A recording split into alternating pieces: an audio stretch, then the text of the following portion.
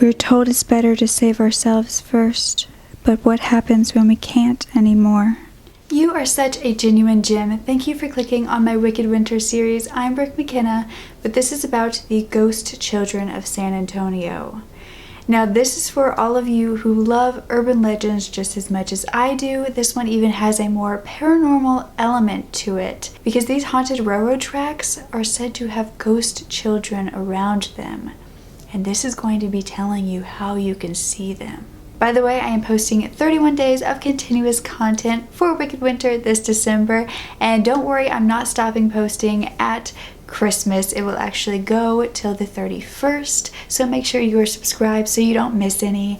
Now let's get back to the story. Now this all resides in southwest Texas, just south of San Antonio, near San Juan Mission. At the intersection of Villamane and Cheyenne is one of Texas' most haunted experiences. The intersection is crossed by railroad tracks that are supposedly very haunted. The legend goes that in the 1930s or the 1940s, a bus carrying a whole bunch of students home from school went by these railroad tracks and stalled out. The bus driver noticed the train barreling toward them, so he got out and he tried to get as many kids out as he could, but it ended up killing 10 of the students as well as the bus driver. Another version says that a nun was driving the school bus home from a field trip with a whole bunch of kids inside when they came down Cheyenne Street and stalled out on the tracks. It was an especially dark night and most of the students were sleeping, so the bus driver, the nun, just quietly tried to start the engine again. But what she didn't know was that this train was coming fast and there was no headlight. It had burnt out. It was too late to evacuate the children by the time she heard it, so she continued to try to restart the bus. She was turning the key over and over again, but the train hit. It smashed through the bus, cutting it in half, and the nun flew out of the windshield and survived, but the kids all died instantly. But a few weeks later, the nun was guilt-ridden and heartbroken, and she decided to go down and park on the tracks and wait for a train to come and take her as well. When she saw a train coming at her just like it had that night, she started to hear familiar voices. Then her car began to roll forward as if it was being pushed from behind. Then it was completely off the tracks by the time the train went by, and she got out in disbelief, thinking it was possibly a good Samaritan that had saved her life. But when she got out, no one was there, and she looked on the back of her trunk, and there were tiny handprints, child-sized handprints.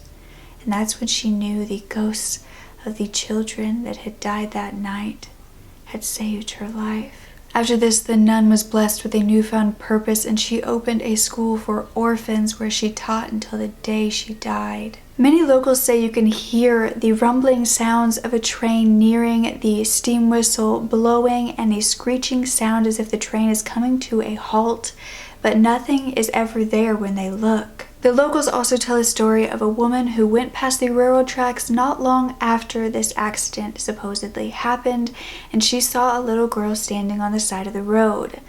She, of course, pulled over and asked her if she needed help, if she wanted to ride home. And this little girl got in her car, told her directions to her home, but when they got there, the little girl wouldn't get out. And the woman just thought maybe she got in a fight, an argument with her parents, and was scared to go back in because she had run away.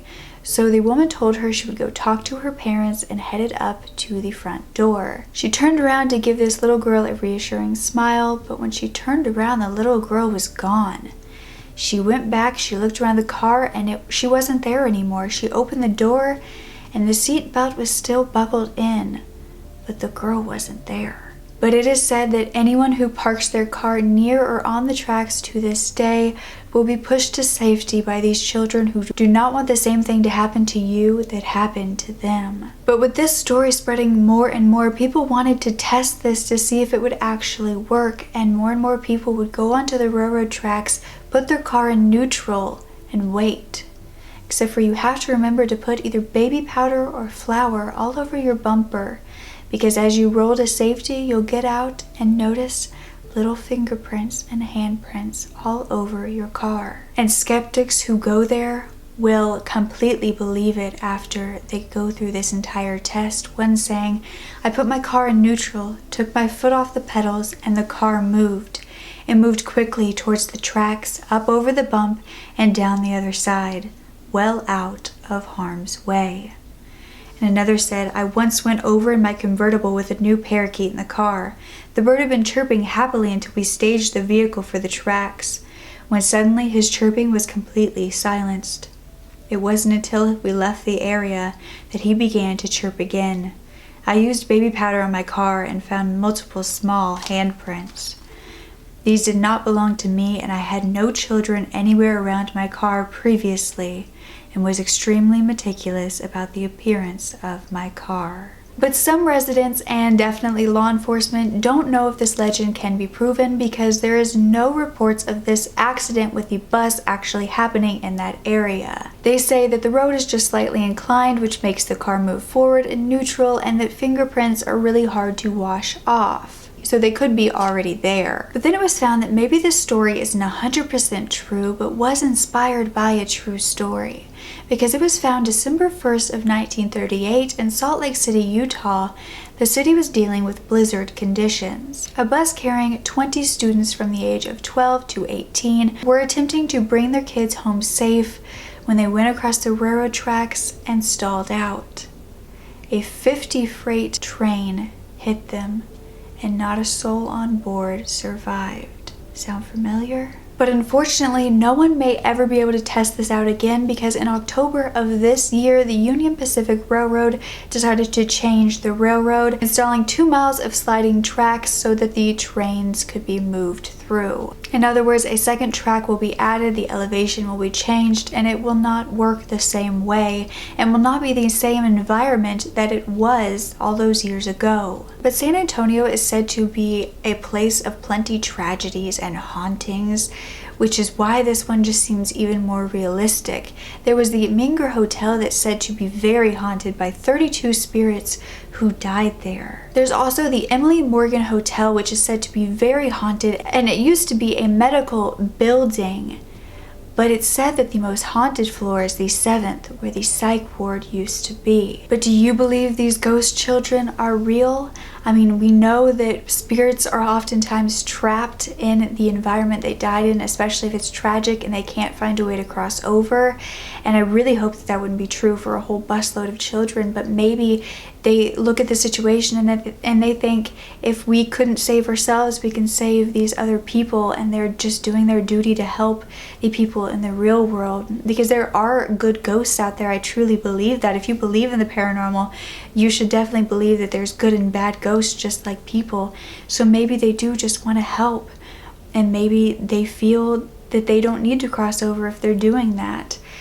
But it is just such a sad story, and to think that this really, whether it happened in San Antonio or not, it happened in Salt Lake City, Utah, and that is just horrific. But what really got me is the story of the woman who said she brought a child to her home and then the child just vanished and the seat buckle was still buckled.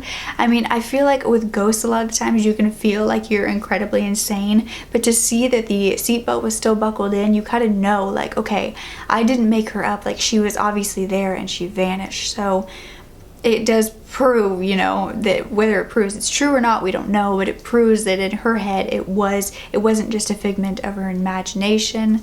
There was proof that something was there. And about the parakeet that completely stopped chirping the entire time they were there, animals are so susceptible to ghosts and spirits and just sensing, you know, bad environments. So I think that there's a good chance that something is haunting those railroad tracks. Now, whether it was just that little girl that woman saw, maybe an accident happened there that was more, you know, small and not well known that happened, and maybe just one ghost is pushing the car. Maybe there's just little children ghosts that hang out around there because it's a fun place to be. I don't know.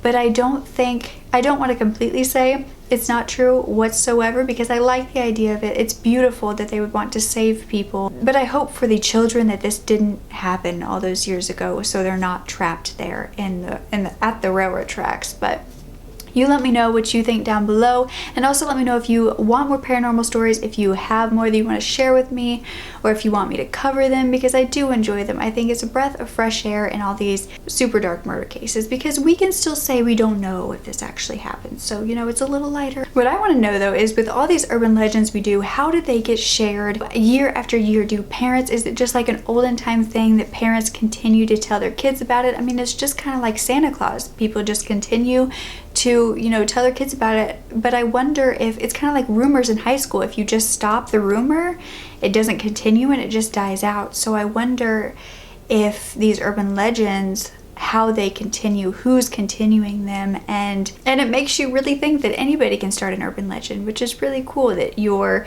story can be told from time after time. And if this one is true, that's beautiful that their story has been kept alive for so often, which is why I do true crime videos, because I want to keep their story alive when their lives were taken from them. So it is kind of beautiful in a way that this story was, you know, taken so far, even though we don't know if it's 100% true, and there are many skeptics, but there are always going to be skeptics, and it's beautiful that they get the chance to, you know, live in people's minds for so long. So I'll stop rambling because I know I'm just going and going, but remember, there will be a video tomorrow, and it's a true crime one having to do with the Christmas season. There's actually back-to-back Christmas season true crime, which I'm sure you guys will really enjoy. You know what I mean, not enjoy.